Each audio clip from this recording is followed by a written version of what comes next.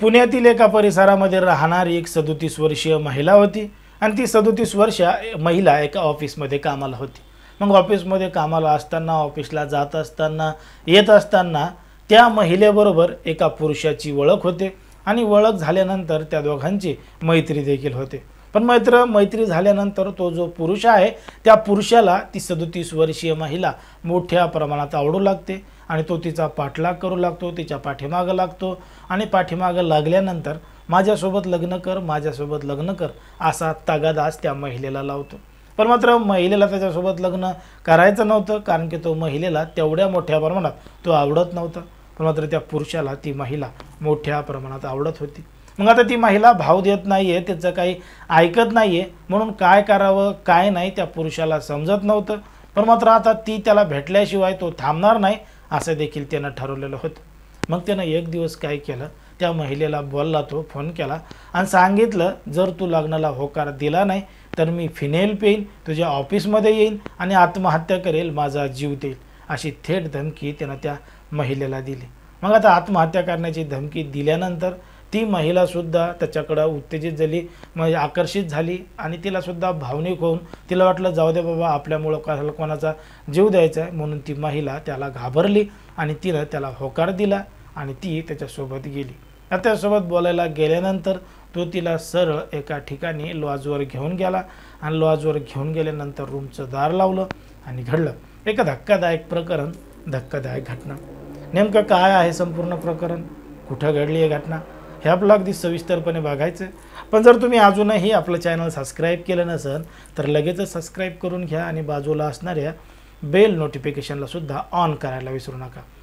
आता ही जी संपूर्ण घडलेली घटना आहे ती आहे पुण्यातील बिबवेवाडी पोलीस ठाण्याच्या हद्दीमध्ये घडलेली संपूर्ण घटना आहे आणि या ठिकाणी या परिसरामध्ये राहणारी एक 37 वर्षीय महिला आहे। त्या 37 वर्षीय महिला एका ऑफिसमध्ये काम करत होती, तिचा उदरनिर्वाह करत होती।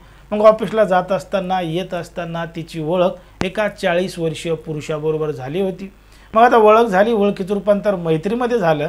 पण मात्र त्या पुरुषाला ती महिला एवढ्या मोठ्या प्रमाणात आवडू लागली की त्याला वाटू लागलं तिच्यासोबतच लग्न करावं, संसार करावा, सगळं काही सुरळीतपणानं करावं।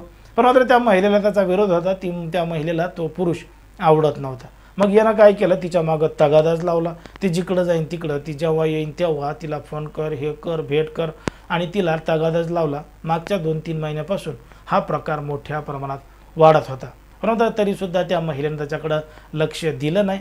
मग त्यानं एक दिवस त्या महिलेला धमकी दिली की तू माझ्यासाठी लग्न करण्यासाठी हो म्हण, नाहीतर मी तुझ्या ऑफिसमध्ये येईल, फिनेल पेईल, जीव देईल, आत्महत्या करेल अशी धमकी त्या महिलेला दिली। मग या धमकीमुळे ती महिला घाबरली आणि ती त्याला बोलायला तयार झाली। मग बोलायला तयार झाल्यानंतर तो तिला गोड गोड बोलला, आपण लग्न करू, असं करू, तसं करू म्हणून त्यानं काय केलं, त्या महिलेला घेऊन थेट एका हॉटेलवर लॉजवरच गेला। मग आता लॉजवर घेऊन जाण्यासाठी त्यानं त्याची गाडी आणली होती, त्या गाडीमध्ये ती महिला बसली आणि त्या महिलेला घेऊन तो एका चांगल्या लॉजवर गेला आणि लॉजवर जाऊन त्या महिलेसोबत नको ते कृत्य केलं, म्हणजे लग्नाआधीच सुहागरात केली, त्याला तिच्यासोबत लग्न करायचं होतं। मग आता हे सगळं प्रकरण घडल्यानंतर जेव्हा ती महिला त्या ठिकाणाहून वापस आली तेव्हा समजलं की त्या पुरुषानं त्या महिलेचे नको तसे व्हिडिओ आणि नको तसे फोटो मोबाईलमध्ये काढलेले आहेत आणि आता तो ते फोटो आणि व्हिडिओ दाखवून त्या महिलेला धमकी देत होता, ब्लॅकमेल करत होता आणि त्याच्यासोबत संबंध ठेवण्यासाठी भाग पाडत होता। आता हा प्रकार त्या ठिकाणी वारंवार घडत होता, कधी इकडं कधी तिकडं, अशाच पद्धतीनं तो पुरुष त्या महिलेला नेत होता आणि तिच्याकडं लग्नाचीच मागणी करत होता। आता त्यानं तिला थेट सांगितलं होतं की तू माझ्यासोबत लग्न कर, नाहीतर तुझे फोटो आणि व्हिडिओ थेट तुझ्या वडिलांनाच पाठवतो, मग कसं होतं पाय, अशी धमकी त्या महिलेला दिली आणि धमकी देऊन तो तिला अशा पद्धतीनं करत असल्यामुळं ती महिला मोठ्या प्रमाणात या संपूर्ण प्रकरणाला वैतागली। एवढ्या मोठ्या प्रमाणात वैतागली की तिनं आता निर्णय घेतला याच्या विरोधात कारवाईच करायची, म्हणून तिनं तात्काळ बिंबवेवाडीचं पोलीस स्टेशन गाठलं आणि पोलीस स्टेशन गाठून घडलेलं संपूर्ण प्रकरण सांगितलं। आता पोलिसांनी या संपूर्ण प्रकरणाची दखल घेतली असून अधिक तपास पोलीस करत आहेत। परंतु ज्या पद्धतीनं या संपूर्ण प्रकरणामध्ये घडलंय त्याच्यावर तुम्हाला काय वाटतं हे अगदी स्पष्टपणे कमेंटमध्ये सांगा।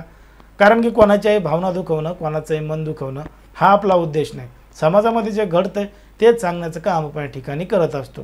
जर त्या महिलेला पहिल्याच वेळी अशा पद्धतीने तो मागा लागला होता, तिच्यासोबत नाद लावला होता, तेव्हाच तिनं जर पोलीस ठाण्यामध्ये तक्रार दाखल केली असती आणि घडलेला संपूर्ण प्रकार सांगितला असता तर एवढी मोठी फजिती त्या महिलेची झाली नसती, असं सुद्धा काही जणांनी कमेंटच्या माध्यमातून सांगितलेलं आहे. पण तर ज्या पद्धतीने या संपूर्ण प्रकरणामध्ये घडलंय त्याच्यावर तुम्हाला काय वाटतं हे अगदी स्पष्टपणे कमेंटमध्ये सांगा.